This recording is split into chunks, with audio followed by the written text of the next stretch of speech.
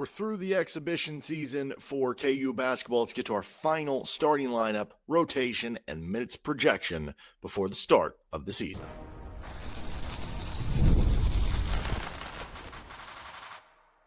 You are Locked On Jayhawks, your daily podcast on the Kansas Jayhawks. Part of the Locked On Podcast Network, your team every day. What's going on? Derek Johnson here. A little bonus episode for you. Exhibition season is done for KU basketball. We learned some new nuggets. We got some new points of data, and we're going to send our final projection for the starting lineup, for the rotation, for who's going to get how many minutes, and where things could possibly change for KU as the season kind of goes on this episode of Locked On Jayhawks. Let's dive right into it, where I think the first conversation is who's the starting lineup. Again, the locks feel like Darryn Peterson, barring health, obviously. Flory Bidunga, although that one is one where, you know, as we get into the conversation of what could happen down the road, if Flory continues to, struggle a little bit like we saw in the Forte State game and Bryson Tiller continues to look awesome, maybe that one isn't a lock. Trey White feels like the other lock there. And then Melvin Council even feels like a lock with how well he's played and how much he is playing just in general. And so those are your locks. And then it's like Kohl Rosario pretty definitively seemed like the fifth starter from Bill Self coming into the exhibitions, and he was the starter for both games. The Louisville game was not pretty, and the hope was that, okay, weaker competition in the next exhibition. Maybe that was just, kind of getting his feet wet a little bit, and he was going to look more comfortable. Didn't really look that much more comfortable in the second exhibition game either. So I go into the start of the season here, and, would it be shocking to see Bryson Tiller be a starter? No, I don't think it would. But as I've said before, the shooting, if you're playing Trey White at the 3 with Tiller at the 4, Flory at the 5, the shooting and spacing is going to be a real concern and an issue for KU. And so you almost have to have one of Jayden Dawson or Kohl Rosario. Even if Dawson and Rosario don't end up being a top 5 player on the team, they're going to be a top 5 most important player on the team because of their ability to space the floor and open the court up for the rest of the players out there. So I do think Rosario ends up being the fifth starter, at least to start the season for KU. But like I said, it wouldn't be shocking if, Bryson Tiller were in there. I guess technically you could say Jayden Dawson and Elmarko Jackson are in the competition for that starting lineup as well. So I do think it's going to be a bit of a fluid situation at the starting 5 this year. I don't think this is going to be one of those years where it's like, hey, there's 2 starting lineups all year long, or, this is the starting lineup, and the only way they're going to venture from that is because of injury or something. And so this could be a year where, this is your starting 5 on opening night. This is your starting 5 versus Duke. This is your starting 5 for the start of conference play. This is your starting 5, come later in the season.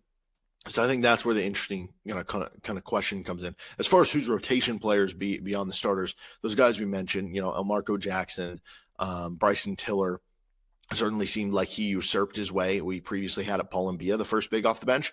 I think it's pretty clearly Bryson Tiller at this point in time. And then Elmarko, the first guard, and then you have Jayden Dawson as kind of the wing off the bench. And then Paul Mbia would be your 9th man. It honestly, based on the exhibitions, if you were to say who is your 10th man or who's your 9th man if it's a guard, almost feels like Jamari McDowell. I don't know if that was just playing him more minutes because you wanted to give him a shot with him sticking in the program and give him as many reps as possible to prove he, deserves time.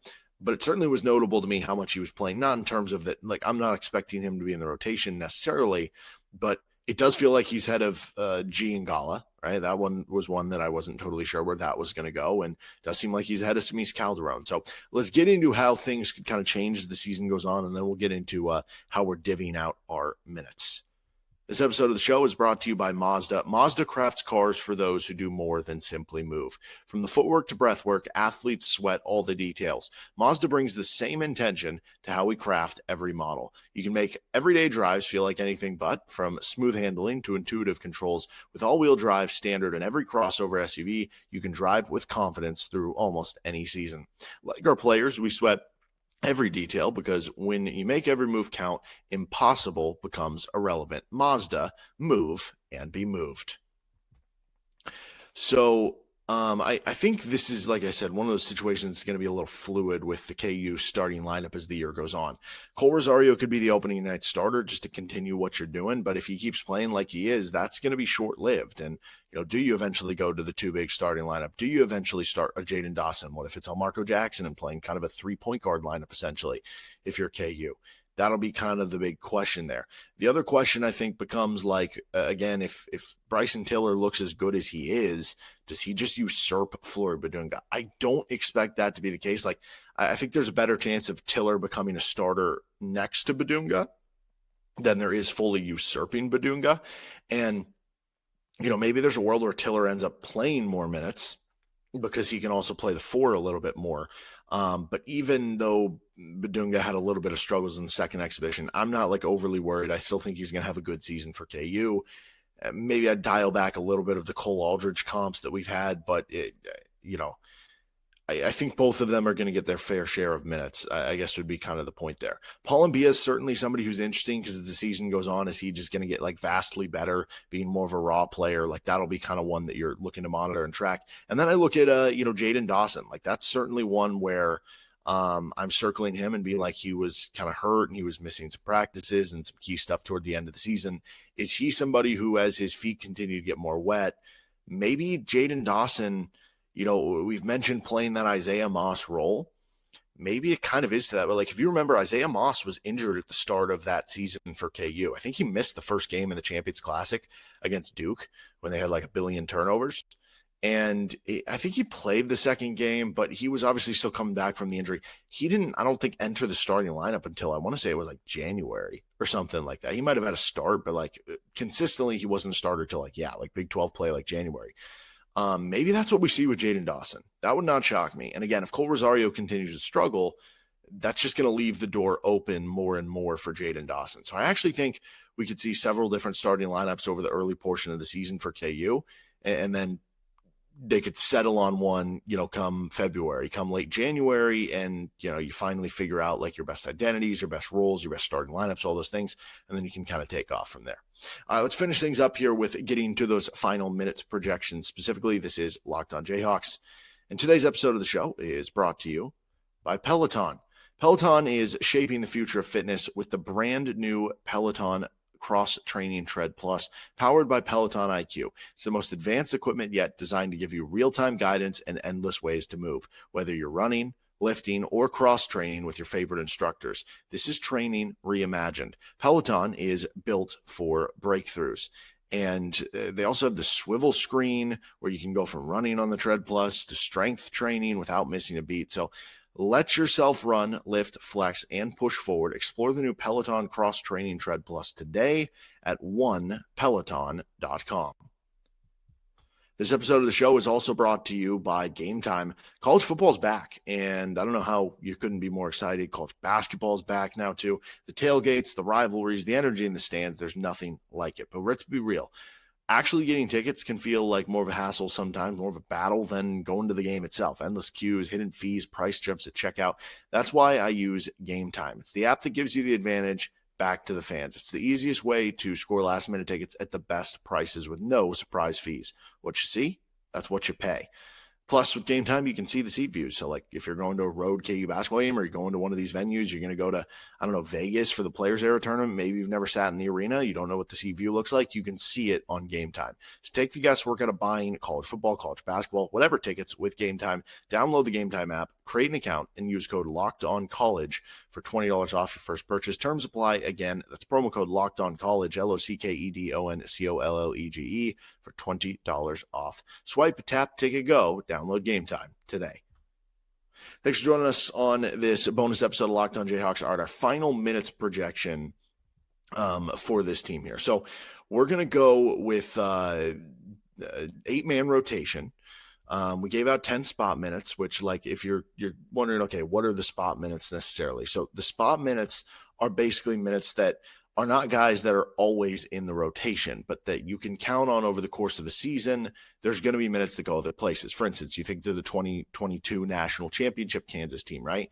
And that team, like Joseph Yesufu, wasn't really part of the 8-man. Like, it was basically a 7-man rotation with Remy and Mitch off the bench at the end there. With the 8th man, like occasionally you'd bring in Jalen Coleman-Lands if you needed a 3, or KJ Adams for a defensive play, or maybe Joe Yesufu just to pressure the ball. But it wasn't all 3 of those didn't play every game, or like sometimes it'd just be one of them would come in for 2 minutes or 5 minutes or whatever. But those were spot minutes. And so some games it's one guy, some games it's another guy, some games those spot minutes might go, maybe you do narrow down the rotation and say that's 7 guys, and those 10 spot minutes just get divvied among the 7 guys. They can kind of be flexible, and those are things that I think make predicting a rotation a little more accurate. So I have Darryn Peterson actually down. I previously had him at 35 minutes. I've got him at 32 now. The reason why is just the question with the cramping and the health. Like, that could be something that bothers you in the early portion of the season. And if that causes you to miss some minutes and miss some time, maybe that gets lowered a little bit there. I have Melvin Council at 30. Honestly, that was one that I considered making even higher. I have him getting some backup minutes at the 1, starting at the 2. I have Elmarko Jackson playing 18 minutes per game, which that could easily touch on 20, especially if we do see some lineups at times with Peterson, Council, and Elmarko all at the same time. And then I still have Kohl Rosario starting, playing 25 minutes per game. Again, maybe that's one that I would drop to 20, and you could divvy out a few of those minutes to get Peterson a few more, or Council a few more, or Jackson 1 or 2 more, right? You could kind of work it that way. And then I have Jayden Dawson at 15 minutes, kind of playing behind him to eat up all those minutes 1 through 3 between all of those players. Now, again, if Dawson ends up usurping Rosario at some point, maybe you flip-flop those. If not, then maybe it ends up being more of a 20-20 split. Then at the 4, I have Trey White playing 28 minutes per game. Feels like just a solid number there. I previously had the backup 4 minutes. I had some spot minutes, which I still do have, and I had the rest of the minutes actually going to Darryn Peterson as a 4, where Peterson offensively will always be the one for KU. He'll always be the primary offense for KU. But on the defensive end, if you were playing Peterson with, say, Council, Rosario, and Dawson, or Council, Jackson, and Dawson, whatever, Peterson would basically be the most adept at guarding the opposing 4-man. I don't think you'd want to do it if it was like a true power forward, but if they're playing like a wing 4, Peterson was 6'5" with 6'10" wingspan, you could do that. I decided to switch that up with the way that Bryson Tiller has been playing to this point, and we gave backup 4 minutes to Bryson Tiller. We gave backup 5 minutes to Bryson Tiller. So that gets Tiller all the way to 18 minutes per game, and that is one that's going to be really hard to predict, because if you're just basing it off what we saw in the first 2 exhibitions, you'd be like, this dude should be getting 30 minutes per game. And so maybe it ends up being low. I'm being a little hesitant just in terms of like, okay, it's still just 2 exhibitions. Let's not go overboard. We are projecting him for 18 minutes, which is a very good role as a redshirt freshman. I think that's more than like Flory played last year as a true freshman.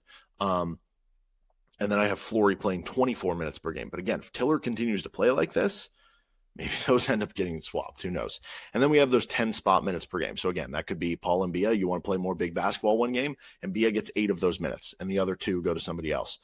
Maybe one game Jamari McDowell does come in and makes 2 threes early, and Bill Self is like, you know what? He's going to get 12 minutes tonight, or, and we'll eat off somebody else.